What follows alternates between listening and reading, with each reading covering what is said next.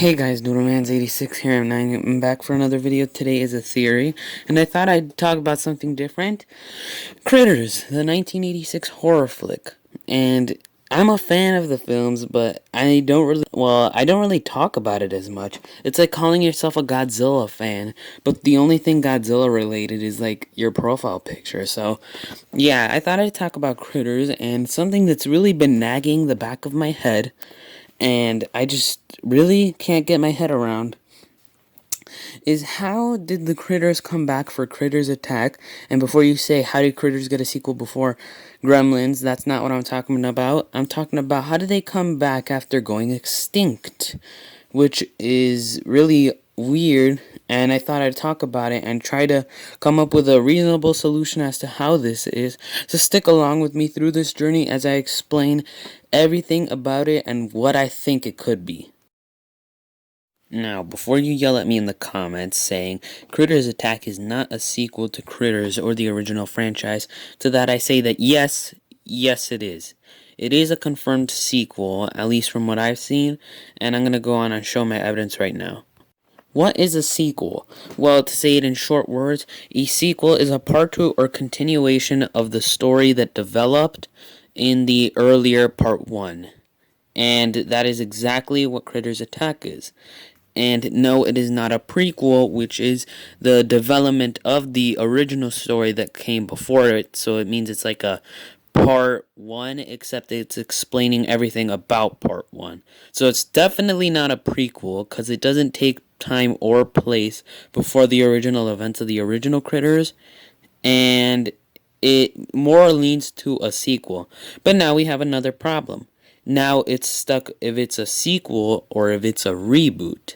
Now, I say it's still a sequel because a reboot is in the terms that establish a new universe of the original work or of the series, but the reboot discards everything the original continuity had, such as characters, plotlines, and the backstory. And I think a perfect example of that is Critters: A New Binge. It is definitely not a sequel and is definitely not a prequel to the original franchise, and it has its own unique characters, its own puppets, and its own universe where critters are presidents for some reason. But yeah, it's definitely not a reboot, and we can even get our evidence from Dee Wallace herself. She states in an interview, and I quote, "She is supposed to be the same character, even though they call her Aunt Dee now. How original." Wallace told the site, "All the family is gone, they killed all my family, and I've become this bad bounty hunter." When I asked Bobby Miller, the director, that's what he told me. This is the backstory. I said, well, I'm glad I asked, because none of that happened in the original film. It's just an assumption. I also think they had some kind of legal problem with the same name or same character. I'm not so sure. Even then, if you search it up on Google how many Critters films there are, it gives you the direct number of 5, including Critters Attack. Now, with that out of the way, I want to explain 2 theories that I think could be behind this mystery, and let's see if they're either debunked or they could be true.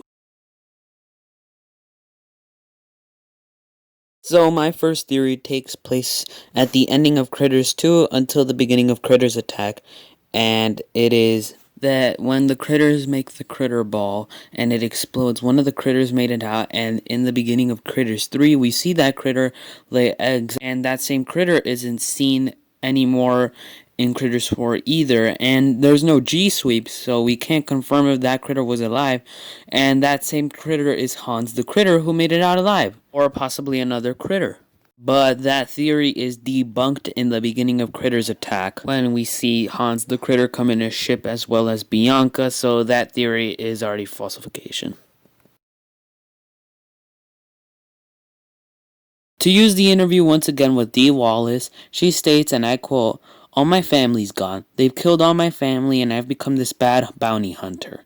And keep in mind that she is saying that it is an assumption, which is something that can be accepted as true even without evidence or proof. So it could be true that the critters killed and ate her family, as we see that the event must have happened off camera between Critters 3 to Critters Attack, because in Critters 1, they are alive. In Critters 2, we are told that they lived far away from the original house in Grover's Bend.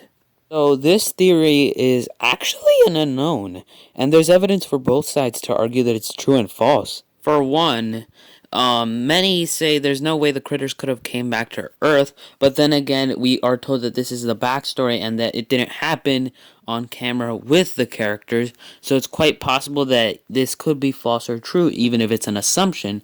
And even if it's the same backstory, you do have to remember that there is a new character named Queen Bianca, so the whole plotline and story development could have changed between Critters 1 to Critters Attack. So for all we know, this is actually a mixed bag, and this theory could possibly be true, but now I want to give my final theory as to what it could actually be. You guys want to know what I think? Here's my theory. Cloning.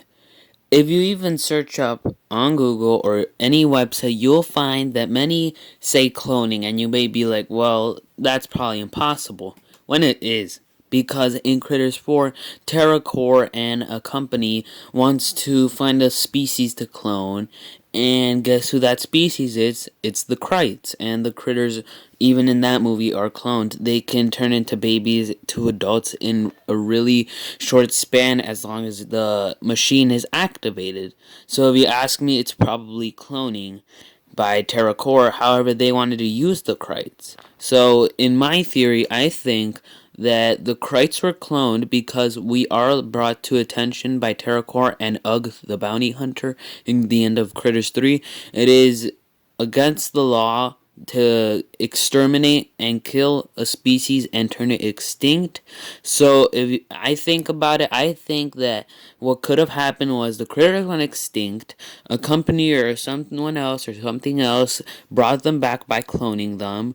After that, they brought them to the sector, aka the alien jail, and after putting them in jail, Hans the critter and Bianca the Krite, the Queen Krite, because they ran away in the spaceship, the Queen, because they did say they had a planet for the critters to eat and grow. So I think that Bianca escaped from her own kind because she did not like that they were evil, and Hans the critter wanted to go after her because he is like the man. He really can't live without orders. It's like bees without their queen, and he chases after her to Earth, and then the events of Critters Attack come in. Now, that's just a theory and my thoughts. What do you guys think about this? Leave it down in the comments below, and I'll see you all next time. Bye bye and peace out.